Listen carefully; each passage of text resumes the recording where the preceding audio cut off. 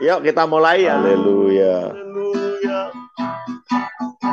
Engkau Bapa yang setia, selalu menyertai, tak pernah meninggalkan kami. Haleluya. Ku mau selalu bersyukur atas perbuatanmu dalam hidupku.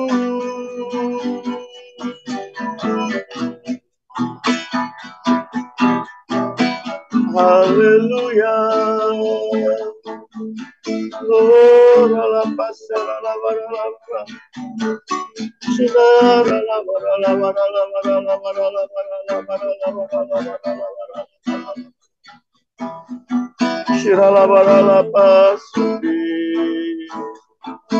Engkau Bapa yang baik. Haleluya. Haleluya. Engkau baik, selalu baik, sungguh baik, sangat baik. Oralaya rala rala rala. Oralaya rala rala rala rala. Mari hari ini kita ingat satu kebaikan Tuhan dalam hidup kita. Oh, terima kasih Tuhan. Terima kasih buat kesehatan, buat penyertaan. Engkau memberkati pekerjaan kami sepanjang hari ini. Terima kasih buat perlindungan. Terima kasih buat kabar baik. Terima kasih buat semuanya. Terima kasih Bapa. Silakanlah usah berdoa. Terima kasih Pak Gem. Tuhan Yesus, terima kasih hari ini kami dapat berkumpul lagi untuk mendengarkan firman-Mu. Hari ini topik hamba adalah bagaimana kami sebagai orang percaya dapat akur satu sama lain. Karena itu Tuhan Yesus, berfirmanlah di dalam hati masing-masing kami, agar kami dapat mengerti apa artinya kebersamaan orang percaya. Terima kasih Tuhan Yesus, dalam nama-Mu kami berdoa. Amin. Saudara, hari ini topiknya adalah kebersamaan orang percaya. Saya akan mulai saudara. Salah satu fakta kehidupan yang menyakitkan adalah bahwa umat Allah tidak selalu akur satu sama lain. Anda mungkin akan mengira bahwa mereka yang berjalan dalam pengharapan dan bahkan kekudusan akan dapat berjalan di dalam keharmonisan. Tetapi ini tidak selalu benar. Saudara, dari sudut pandang Allah hanya ada satu tubuh. Tetapi kita lihat dengan mata manusia adalah gereja yang terpecah dan terkadang berperang. Saat ini ada kebutuhan mendesak akan kesatuan rohani. Di bagian suratnya ini, Paulus menekankan kesatuan rohani dengan menghadirkan 4 gambaran yang jelas tentang gereja. 1. Gereja adalah anak dalam keluarga yang sama. Yang kedua, kita adalah batu di dalam bangunan yang sama. Ketiga, kita adalah imam di bait suci yang sama. Dan yang keempat, kita adalah warga di kerajaan yang sama, saudara. Jadi hari ini, inilah topiknya. Sebelumnya akan ada prelude dulu. 1 Petrus 1 ayat 22-25. Karena kamu telah menyucikan dirimu oleh ketaatan kepada kebenaran, sehingga kamu dapat mengamalkan kasih persaudaraan yang tulus ikhlas, hendaklah kamu bersungguh-sungguh saling mengasihi dengan segenap hatimu. Karena apa? Karena kamu telah dilahirkan kembali bukan dari benih yang fana, tetapi dari benih yang tidak fana oleh firman Allah yang hidup dan yang kekal. Sebab semua yang hidup adalah seperti rumput dan segala kemuliaannya seperti bunga rumput. rumput menjadi kering dan bunga gugur, tetapi firman Tuhan tetap untuk selama-lamanya. Inilah firman yang disampaikan Injil kepada kamu. Ini adalah preludnya, saudara. Jadi manusia itu seperti rumput, saudara. Ini rumput gugur, dan kemuliaannya itu bunga pun gugur, saudara. Tetapi firman Tuhan tetap untuk selama-lamanya. Oke, saudara, penyebab utama ketidakakuran adalah kesombongan. Kesombongan adalah kenikmatan dengan berada di atas orang lain. Apa itu manusia? Saudara, kata Petrus, manusia itu rumput, saudara. Nah, apa itu kemuliaan manusia? Bunga rumput. Ya, karena sulit dipercaya bahwa manusia yang memiliki begitu banyak keunggulan adalah seperti rumput, saudara. Ya, Petrus membuat semacam kelonggaran, seolah-olah dia berkata, baik, memang daging itu memiliki kemuliaan, manusia itu memiliki kemuliaan, tetapi jangan sampai itu menyilaukan matamu. Ketahuilah bahwa kemuliaan manusia itu seperti bunga, dan bunga pun segera layu, saudara.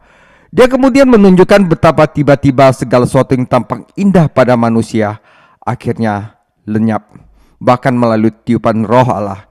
Dan dengan ini dia mengisyaratkan bahwa manusia tampaknya, saudara, manusia tampaknya baru menjadi sesuatu ketika dia datang kepada Tuhan Yesus, datang kepada firman-Nya.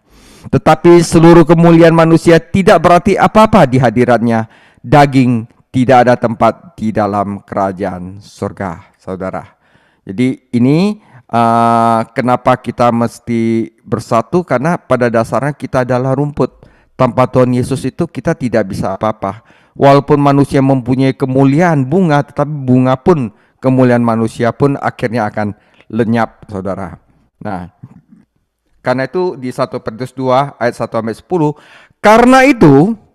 karena manusia ada rumput dan karena kemuliaan manusia itu ada rumput, karena itu buanglah segala kejahatan, segala tipu muslihat, dan segala macam kemunafikan, kedengkian, dan fitnah. Dan jadilah sama seperti bayi yang baru lahir, yang selalu ingin akan air susu yang murni dan yang rohani, supaya olehnya kamu bertumbuh dan beroleh keselamatan.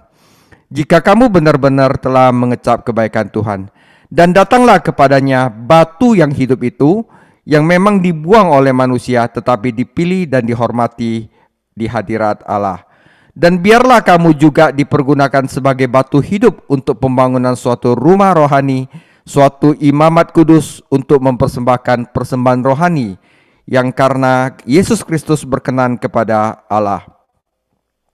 Sebab ada tertulis dalam kitab suci, sesungguhnya aku meletakkan di Sion sebuah batu yang terpilih, sebuah batu penjuru yang mahal, dan siapa yang percaya kepadanya tidak akan dipermalukan. Karena itu, bagi kamu yang percaya, ia mahal, tetapi bagi mereka yang tidak percaya, batu yang telah dibuang oleh tukang-tukang bangunan telah menjadi batu penjuru, juga telah menjadi batu sentuhan dan suatu batu sandungan. Mereka yang tersandung padanya karena mereka tidak taat kepada firman Allah, dan untuk itu mereka juga telah disediakan. Tetapi kamu adalah bangsa yang terpilih, imamat yang rajani, bangsa yang kudus, umat kepunyaan Allah sendiri, supaya kamu memberitakan perbuatan-perbuatan yang besar dari Dia yang telah memanggil kamu keluar dari kegelapan kepada terangnya yang ajaib.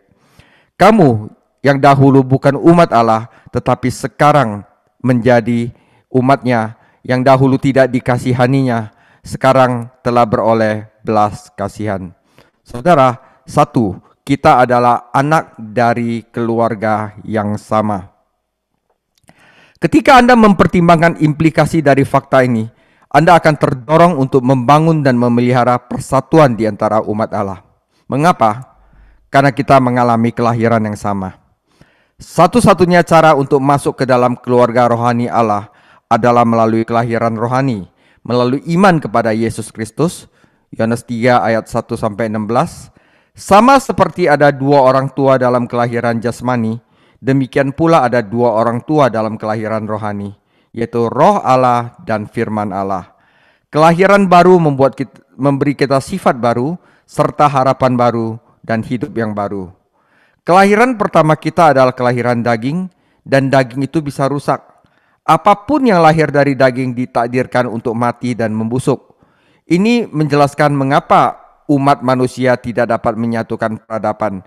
Semuanya didasarkan pada daging manusia dan ditakdirkan untuk runtuh.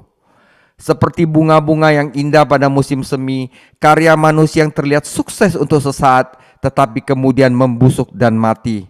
Mulai menara Babel, di mana kesombongan manusia diperlihatkan dan tampaknya itu menjadi sesuatu yang luar biasa dalam Kejadian 11, hingga Babylon besar dalam Wahyu 17-18. Upaya besar manusia untuk bersatu pasti akan gagal.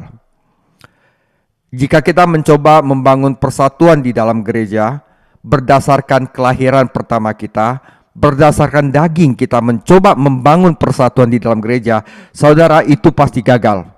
Tetapi jika kita membangun persatuan berdasarkan kelahiran baru, itu akan berhasil. Setiap orang percaya memiliki Roh Kudus yang sama yang tinggal di dalam kita. Kita memanggil Bapa yang sama dan berbagi sifat ilahinya. Kita mempercayai firman Tuhan yang sama dan firman itu tidak pernah membusuk atau hilang. Kita mempercayai Injil yang sama dan telah dilahirkan dari roh yang sama. Bagian luar daging yang memisahkan kita tidak berarti apa-apa jika dibandingkan dengan kekekalan roh yang mempersatukan kita. Kita menyatakan kasih yang sama. Saudara, anak Allah itu ditakdirkan untuk mengasihi.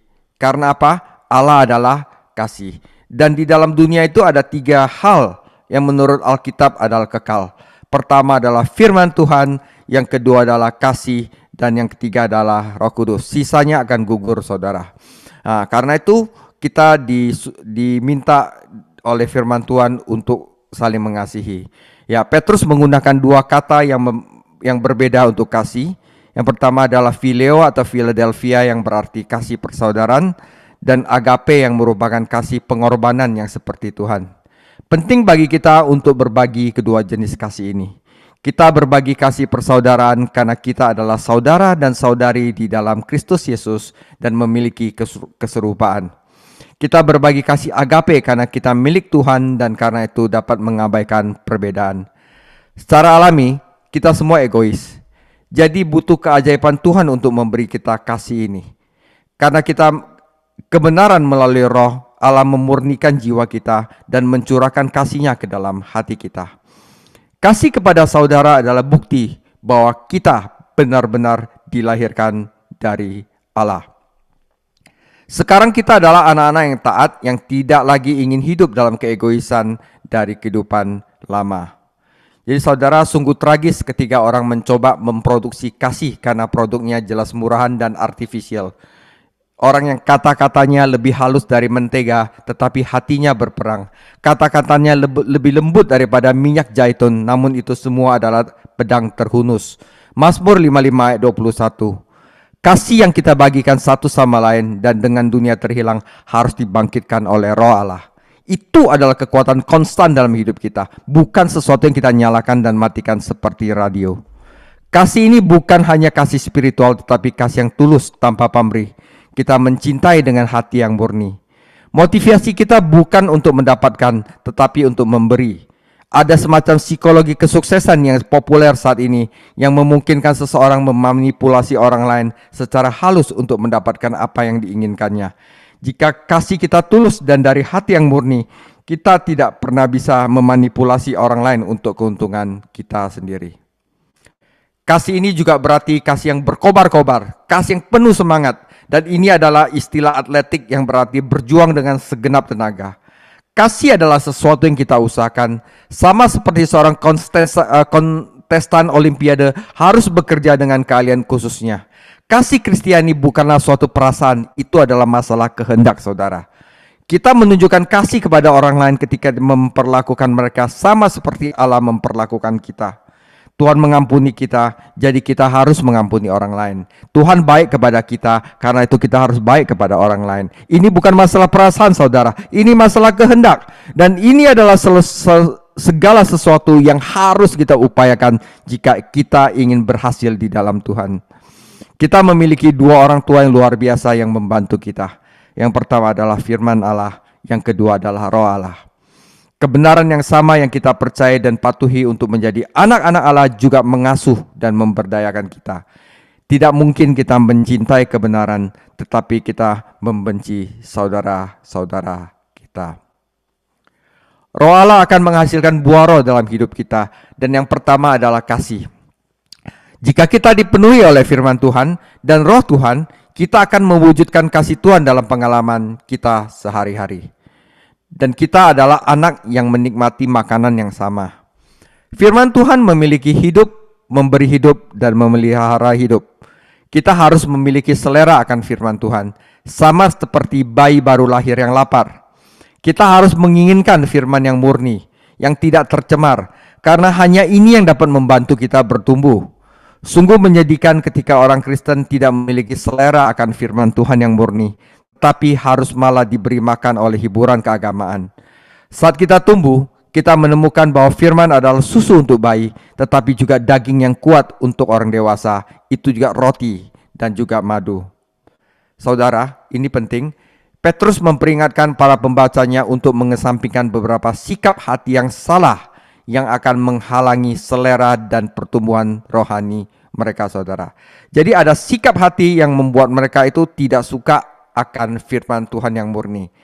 Malis artinya kejahatan secara umum. Guil adalah kelicikan, menggunakan kata-kata dan tindakan licik untuk mendapatkan apa yang diinginkan. Tentu saja, jika kita bersalah akan kedengkian dan tipu muslihat ini, yaitu guil dan melis, kita, saudara, akan berusaha menyembunyikannya, dan ini akan menghasilkan kemunafikan. Seringkali penyebab niat buruk ini yaitu gereja. Yesus Kristus adalah batu penjuru utama gereja. Efesus 2 atau tidak, semua orang Kristen sejati adalah milik satu sama lainnya sebatu penjuru. Dia adalah batu yang hidup karena dia telah bangkit dari antara orang mati dalam kemenangan. Dia adalah batu pilihan Bapa dan dia itu berharga. Petrus mengutip Yesaya 28 ayat 16 dan Mazmur 118 ayat 22 dalam urayanya dan menunjukkan bahwa Yesus Kristus meskipun dia dipilih Allah, tetapi dia ditolak oleh manusia. Dia bukanlah jenis Mesias yang mereka harapkan. Mereka tersandung padanya. Yesus mengacu pada kitab suci yang sama ketika ia berdebat dengan para pemimpin Yahudi. Meskipun ditolak oleh manusia, Yesus Kristus ditinggikan oleh Allah. Penyebab sebenarnya dari keterpurukan orang Yahudi ada yang munafik, iri hati, akhirnya mereka kehilangan selera akan firman Tuhan dan akhirnya mereka akan menolak firman Tuhan dan akhirnya mereka mengatakan salibkan Yesus, bebaskan Barnabas. Itu adalah alasannya. Seandainya mereka percaya dan menaati firman Tuhan, mereka akan menerima Mesias mereka dan diselamatkan. Tentu saja, orang hari ini masih tersandung kepada Kristus dan salibnya. Mereka yang percaya kepada Kristus tidak akan dibingungkan atau tidak akan dipermalukan. Di dalam penyebutan pertama tentang gereja, Yesus membandingkannya dengan sebuah bangunan. Aku akan mendirikan jemaatku. Orang percaya adalah batu hidup dalam bangunannya. Setiap kali seorang percaya kepada Kristus, batu lain digali dari lubang dosa dan disemen oleh kasih karunia ke dalam bangunan itu. Kita mungkin melihat gereja di bumi hanyalah tumpukan puing dan reruntuhan, tetapi Allah melihat keseluruhan strukturnya saat ia bertumbuh. Betapa istimewanya kita menjadi bagian dari gerejanya, tempat tinggal Allah melalui Roh. Petrus menulis surat ini kepada orang-orang percaya yang tinggal di 5 provinsi di berbeda. Namun dia berkata bahwa mereka semua termasuk di dalam satu rumah rohani. Ada kesatuan umat Allah yang melampaui semua pertemuan dan persekutuan lokal dan individu. Kita menjadi milik satu sama lain karena kita adalah milik Kristus. Ini tidak berarti bahwa perbedaan doktrinal dan denominasi salah, karena setiap gereja lokal harus sepenuhnya diyakinkan oleh Roh Kudus. Tetapi itu tidak berarti bahwa kita tidak boleh membiarkan perbedaan kita menghancurkan kesatuan rohani yang kita miliki di dalam Kristus. Saudara, kita sebagai orang Kristen yang mempunyai berbagai macam denominasi, kita harus cukup dewasa untuk tidak setuju tanpa menjadi tidak setuju. Terlalu sering orang Kristen menghambat pembangunan gereja karena mereka mengikuti rencana yang salah. Ketika Salomo membangun bait sucinya, Para pekerjanya mengikuti rencana itu dengan sangat hati-hati sehingga semuanya sesuai di lokasi pembangunan. Jika kita semua mengikuti cetak biru Tuhan yang diberikan di dalam firman-Nya, kita akan dapat bekerja sama tanpa perselisihan dan membangun gerejanya untuk kemuliaan-Nya.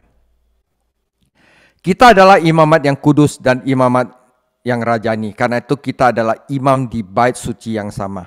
Ini sesuai dengan imamat surgawi Tuhan kita. Karena dia adalah raja dan imam. Dalam perjanjian lama, tidak ada raja di Israel yang melayani sebagai imam.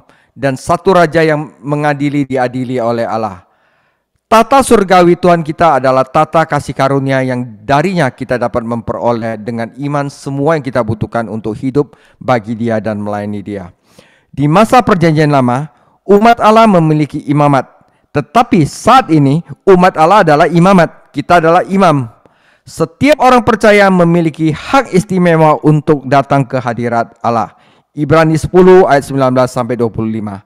Kita tidak datang kepada Allah melalui siapapun di bumi, tetapi hanya melalui satu perantara, yaitu Yesus Kristus. Karena dia hidup dalam kemuliaan menjadi perantara kita dapat melayani sebagai imam yang kudus. Saudara, merupakan hak istimewa untuk melayani sebagai seorang imam. Tidak seorang pun di Israel waktu zaman itu dapat melayani di mezbah dan memasuki tabernakel atau tempat-tempat suci bait suci, kecuali mereka yang lahir dalam suku Lewi dan ditabiskan kepada Allah untuk pelayanan. Setiap imam dan orang Lewi memiliki pelayanan yang berbeda untuk dilakukan. Namun mereka bersama-sama di bawah imam besar melayani untuk memuliakan Allah. Sebagai imam Allah dewasa ini, kita harus bekerja sama sesuai dengan petunjuk imam besar agung kita, Yesus Kristus. Setiap pelayanan kita lakukan untuk kemuliaannya adalah pelayanan kepada Tuhan Yesus Kristus. Petrus secara khusus menyebutkan hak istimewa untuk mempersembahkan persembahan rohani. Orang Kristen saat ini tidak membawa hewan kurban seperti yang dilakukan oleh penyembah perjanjian lama, tetapi kita harus memiliki kurban kita untuk dipersembahkan kepada Tuhan Yesus. Kita harus memberikan tubuh kita sebagai persembahan yang hidup. Karena itu kita harus mengasihi sebagai persembahan yang hidup. Juga pujian dari bibir kita dan perbuatan baik yang kita lakukan untuk orang lain, itu adalah persembahan kita, saudara.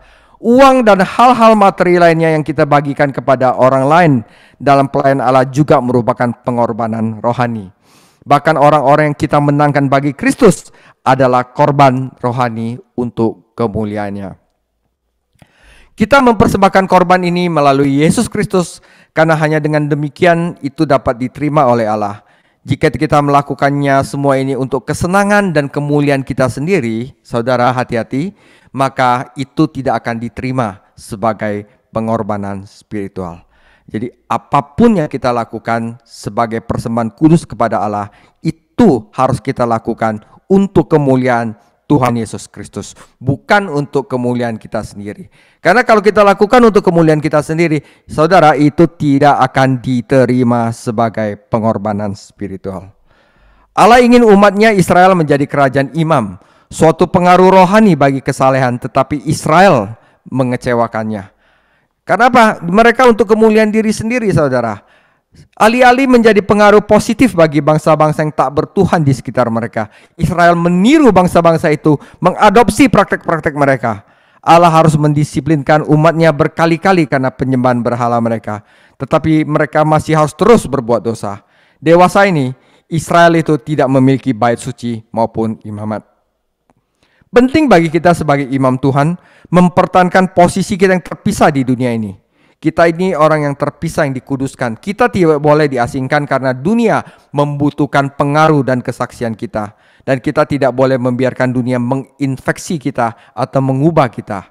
Pemisahan bukan isolasi. Itu adalah kontak tanpa kontaminasi, saudara. Fakta bahwa setiap orang percaya dapat pergi kepada Allah secara pribadi dan mempersembahkan korban rohani seharusnya tidak mendorong keegoisan dan individualisme di pihak kita. Kita adalah imam bersama, melayani imam besar yang sama, melayani di kuil atau bait rohani yang sama. Fakta bahwa hanya ada satu imam besar dan perantara surgawi menunjukkan kesatuan di antara umat Allah. Meskipun kita harus menjaga perjalanan pribadi kita dengan Tuhan, kita tidak boleh melakukannya dengan mengorbankan orang Kristen lain dengan mengabaikan mereka. Saya menyadari bahwa individu harus memperhatikan dirinya sendiri jika ingin membantu orang lain, tetapi harus ada keseimbangan. Yang keempat, kita adalah warga dari kerajaan yang sama.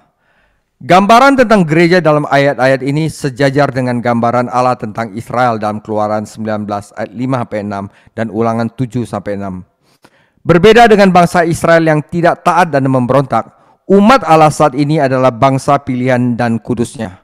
Ini tidak berarti bahwa Allah sudah selesai dengan Israel, dan saya percaya Dia akan menggenapi janji-janjinya dan perjanjiannya serta mendirikan kerajaan yang dijanjikan. Tetapi itu berarti bahwa gereja hari ini adalah untuk Tuhan dan dunia seperti Israel seharusnya. Kamu adalah generasi pilihan yang langsung dapat berbicara tentang kasih karunia Tuhan. Allah memilih Israel bukan karena mereka bangsa yang besar, tetapi karena Ia mengasihi mereka. Tuhan juga telah memilih kita murni karena kasih dan anugerahnya, bukan karena kita itu keren. Bukan kamu yang memilih aku, tetapi aku yang memilih kamu. Kita adalah bangsa yang suci. Kita telah dipisahkan untuk menjadi milik Allah secara eksklusif. Kewarganegaraan kita ada di surga. Jadi kita harus mematuhi hukum surga, yaitu dengan firman Tuhan, dan berusaha untuk menyenangkan Tuhan di surga. Israel lupa bahwa dia adalah bangsa yang suci dan mulai meruntuhkan tembok pemisah yang membuatnya istimewa dan berbeda. Sama, kita juga adalah bangsa yang suci, karena itu kita tidak boleh menjadi seperti dunia, saudara. Allah memerintahkan mereka untuk membuat perbedaan antara kudus dan najis, dan antara najis dan tahir. Tetapi mereka mengabaikan perbedaan itu dan tidak menaati Allah. Kita adalah umat Allah. Dan dalam keadaan belum diselamatkan, kita bukanlah umat Allah, karena kita adalah milik setan dan dunia. Sekarang kita telah mempercayai Yesus Kristus, kita adalah bagian dari umat Allah. Kita adalah umat miliknya sendiri yang istimewa, karena Dia telah membeli kita dengan darah anaknya sendiri. Semua hak istimewa ini membawa serta satu tanggung jawab besar, saudara. Itu bahwa kita harus memberitakan, mengungkapkan pujian Allah kepada dunia yang terhilang. Kata kerja yang diterjemahkan menunjukkan berarti memberitahukan, mengiklankan, mempromosikan. Karena dunia dalam kegelapan dan orang tidak mengetahui keagungan Tuhan, tetapi mereka melihatnya dalam hidup kita.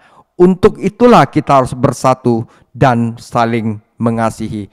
Karena apa? Jika umat Allah di luar itu melihat kita tidak bersatu dan saling mengasihi, mereka tidak akan percaya kepada Tuhan Yesus. Setiap warga surga, yaitu kita, adalah iklan yang hidup, saudara, untuk melihat kebaikan Allah dan berkat-berkat kehidupan Kristen. Hidup kita harus memancarkan cahaya yang luar biasa ke dalamnya. Tuhan telah memanggil kita dengan murah hati. Bagaimanapun kita telah mendapatkan belas kasihan dari Tuhan.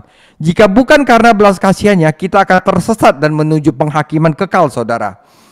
Tuhan mengingatkan Israel berkali-kali bahwa Dia telah membebaskan mereka dari perbudakan Mesir, agar mereka dapat memuliakan Dia, melayani Dia. Tetapi bangsa itu lupa dan orang-orang kembali ke jalannya yang berdosa. Kita adalah umat pilihan Tuhan hanya karena belas kasihannya, dan kita harus setia kepadanya. Kita tinggal di wilayah musuh, dan musuh terus mengawasi kita, mencari peluang untuk masuk dan mengambil alih. Karena itu, saudara, sebagai warga negara surga, kita harus bersatu. Kita harus mempersembahkan kepada dunia demonstrasi yang bersatu tentang apa yang dapat dilakukan oleh kasih karunia dan kemuliaan Allah. Saya bertanya-tanya apa yang dipikirkan oleh orang-orang yang belum diselamatkan ketika mereka melihat warga surga dan hamba-hamba Tuhan berkelahi di antara mereka sendiri, saudara. Sebagai penutup, masing-masing dari keempat gambar ini menekankan pentingnya persatuan dan keharmonisan di antara umat Tuhan.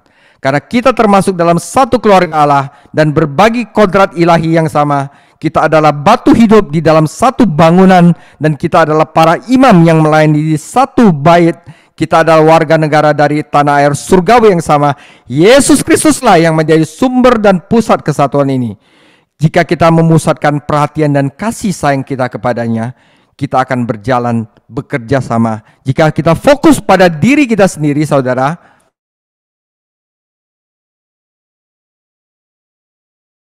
keragaman. Kesatuan tidak menghilangkan bahwa kita pada dasarnya berbeda-beda, tetapi satu di dalam Yesus Kristus. Tidak semua anak dalam keluarga sama. Begitu pula semua batu dalam sebuah bangunan sama. Padahal keragamanlah yang memberi mereka keindahan dan kekayaan pada sebuah keluarga atau bangunan. Ketiadaan keragaman bukanlah kesatuan, itu adalah keseragaman, dan keseragaman itu membosankan. Saudara, jika satu gereja itu cuma bisa nyanyi melulu, semua orang cuma bisa nyanyi melulu gitu, bosan saudara gereja. Harus ada jemaat yang berbeda-beda yang membuat suatu keindahan. Tidak apa-apa jika padan suara nyanyi serempak, tetapi saya lebih suka mereka menyanyi dalam harmoni. Yang satu bass, yang satu tenor, yang satu adalah soprano, yang satu alto, berbeda-beda tetapi mereka bernyanyi dalam harmoni. Orang Kristen dapat berbeda pendapat, tetapi tetap akur, saudara. Jadi semua yang menghargai satu imam dan berusaha menghormati satu Tuhan dapat saling mengasihi dan berjalan bersama. Tuhan mungkin memanggil kita ke dalam pelayanan yang berbeda atau menggunakan metode yang berbeda, tetapi kita masih dapat saling mengasihi dan berusaha untuk memberikan kesaksian yang bersatu kepada dunia terhilang. Lagi pula, suatu hari nanti kita akan bersama-sama di dalam surga. Jadi ada baiknya jika kita belajar untuk saling mengasihi sekarang ini. Ya saudara, in essential unity, in non-essential liberty, tetapi in all thing adalah mengasihi. Jadi saudara, demikian firman Tuhan. Minggu depan kita akan belajar mengapa harus taat. Eksegesis 1 Petrus 2 ayat 11 sampai 25. Tuhan Yesus memberkati. Terima kasih. Malam hari ini kami belajar untuk hidup rukun dengan semua orang. Terima kasih, karena kami semua adalah bersaudara. Kami semua adalah anak-anak kerajaan Allah. Kami semua adalah sebuah bangunan di dalam Allah. Dan kami semua adalah imamat-imamat yang rajani. Terima kasih Tuhan, terima kasih. Biar dunia melihat gerejamu unity, gerejamu menjadi satu hati, gerejamu hidup saling mengasihi, dan nama Yesus dipermuliakan, nama Yesus ditinggikan. Banyak orang datang kepada Yesus.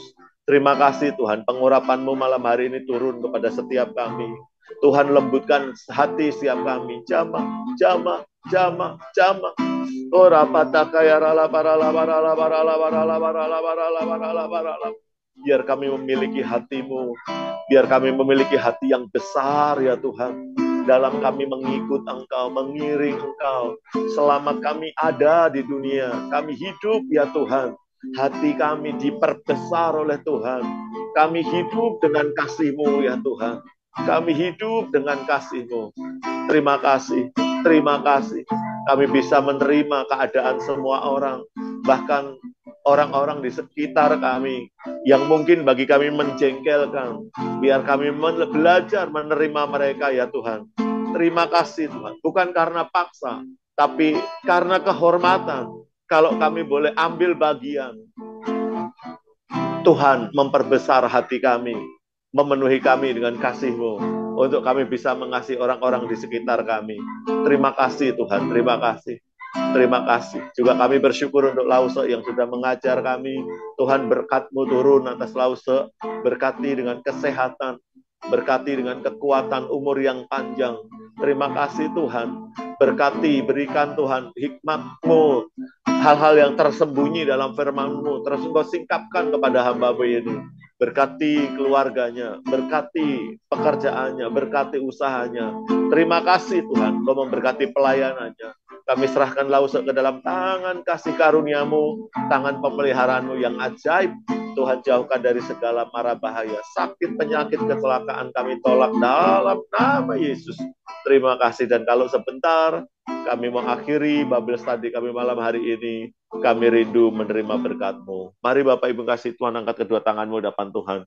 Kekasih Kristus, kita akhiri Bible study kita malam hari ini. Terimalah berkat yang berlimpah-limpah, kemenangan demi kemenangan dari Allah Bapa kita di surga, anugerah yang sempurna di dalam anaknya Tuhan Yesus Kristus, dan persekutuan yang erat Roh Kudus menyertai-mu dari saat ini sampai Maranatha. Mari kita semua yang dikasihi dan diberkati oleh Tuhan Yesus Kristus, kita katakan, amin. Tuhan Yesus memberkati.